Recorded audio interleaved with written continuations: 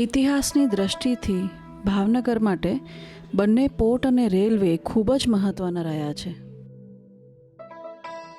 આ બંને આધાર સ્તંભોએ ભાવનગરના પ્રોગ્રેસ માટે ઘણો મોટો ભાગ ભજવ્યો છે. ચાલો સાંભળીએ અમુક વાતો ભાવનગરના રેલવેઝ અને પોર્ટ્સ વિશે. Bhav Singh ji decided that a port would add to the economy of his kingdom, and that proved to be a terrific move on his part. Sometime in the late 1700s, and therefore it was amongst the earliest ports in the coast of Saurashtra. When the Bhavnagar port was constructed and the vessels were to come in, Bhav Singh ji had to make a deal with those controlling Surat and Janjira that he would offer a share of the revenue to them so that they would allow the vessels to come to Bhavnagar without there being any fight over it.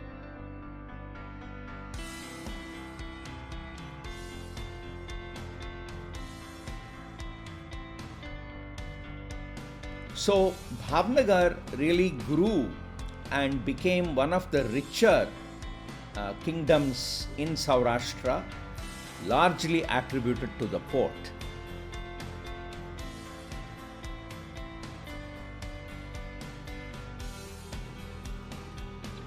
Bhav Singh ji also saw the value of warehouses, and in fact there was a beautiful set of warehouses that were constructed close to the old port.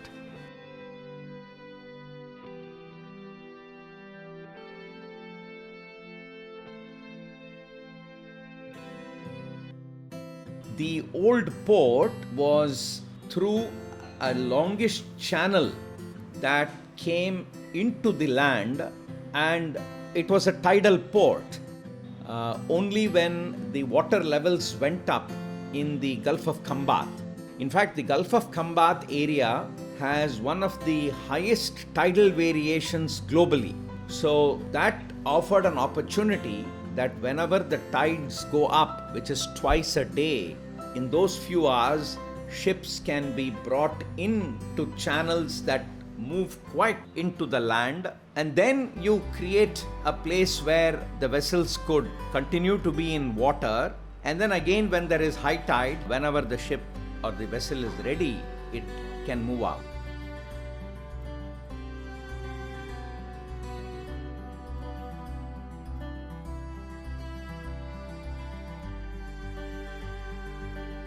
So over a period of time, in spite of the high tides, because of the flow from the Narmada, which was sort of on the eastern side of this port,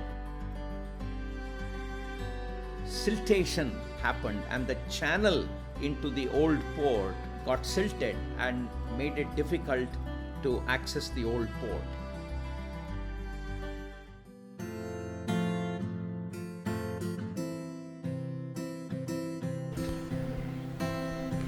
વ્યાપારની સરળતા માટે railway અને પોર્ટનું connection હોવું ખૂબ જ જરૂરી છે, અને ભાવનગર એકમાત્ર એવું શહેર છે જ્યાં આ બંને ખૂબ જ સારી રીતના સંકળાયેલા છે.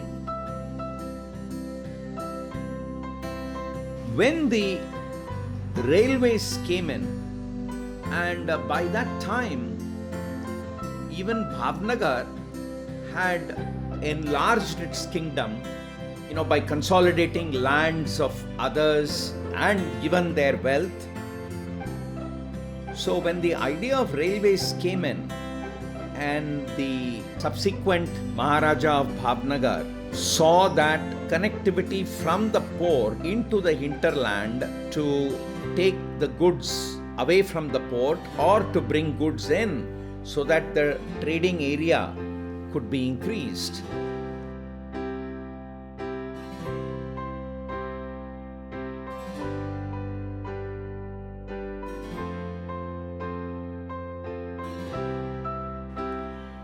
At that time, many of the Maharajas in India used to work with the British in bringing railways into their kingdoms, where a significant contribution could come from the British or British railway companies, who would obviously then take their pound of the cake.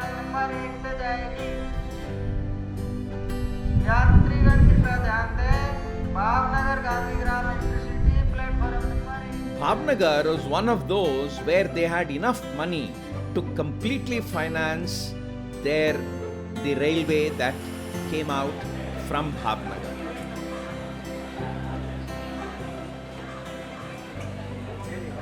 So they got permission to build the railway line right from Bhavnagar going due north to Vadhwan, and then a smaller section that went westward from a junction in between Thola, and after which the Gondal and Porbandar Maharajas took over. The railway also was positioned not just for the freight movement from the port but also for passengers, and so a station called Bhavnagar Terminus, a very heritage station, was built right in the middle of the city. But because they needed more facilities for railway operations and railway offices, they created another station just on the outskirts of the city called Bhavnagar Para, which enabled all the facilities and which till date actually houses the Bhavnagar division of the Western Railway.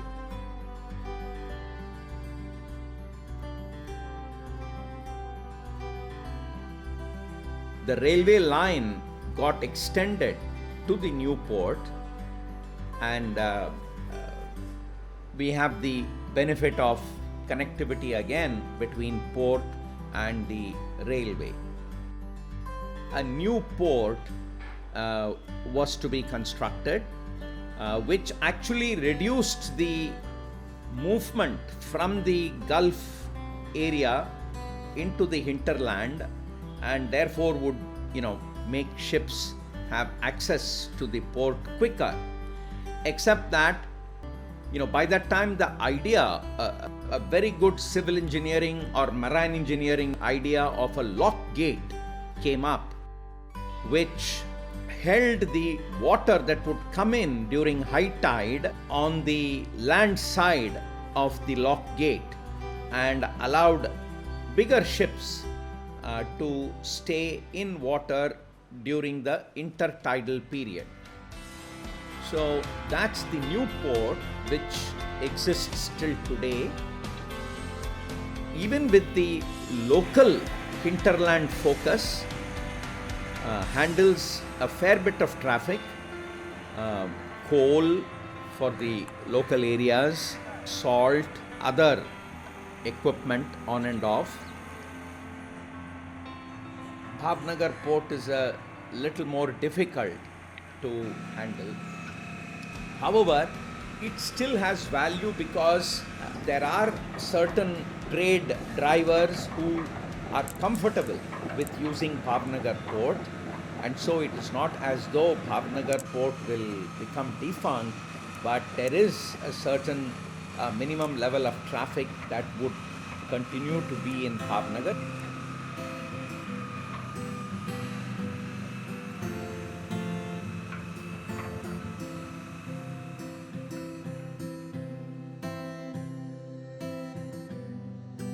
વ્યાપાર માટે આવતા વાહનો ઘણી વખત repair અને maintenance પણ માંગે છે, અને ભાવનગરમાં એની પણ વ્યવસ્થા છે.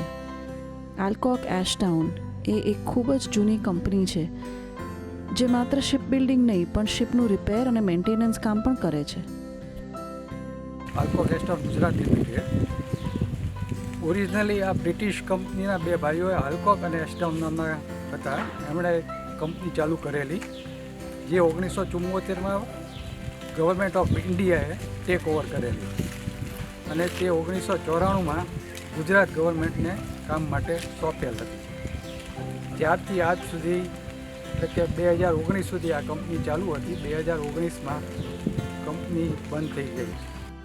But at one time, they were pretty good in making especially smaller vessels. Maritime trade has been crucial to the economy of Bhavnagar, and therefore industries related to trade have thrived in Bhavnagar.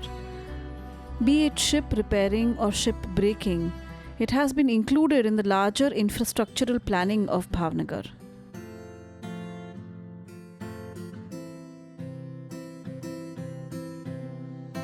Located about 50 kilometers from Bhavnagar is the Alang ship breaking yard.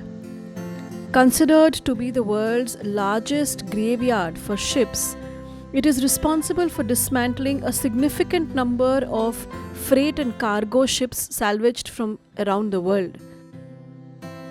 Even the Maharajas saw value in the fact that ships sometime have to meet their end, and therefore breaking a ship and looking at the value it can offer for recycling was something that Bhavnagar had already thought of.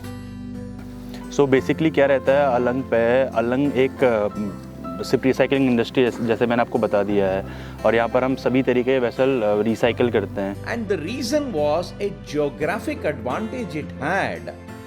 As you move on the Saurashtra coast west of Bhavnagar, the way the beach moves into the sea with a flat gradient, and the fact that, as we already mentioned, the tidal variations. So when there was high tide, it's easy to come and beach a vessel that needs to come in for breaking. And then when there is low tide, you actually can have a dry area to work on the ship. So this geographic advantage was leveraged, and ship breaking as an activity started in a small way. Basically ये जो vessels last यात्रा रहती है वो रहती है अलंग के लिए, और इसका मतलब ये नहीं कि उसकी लास्ट यात्रा है. उसके बाद हम जो वेसल्स को है उसको रिसाइकल करते हैं, उसका पुनर्चक्रण करते हैं.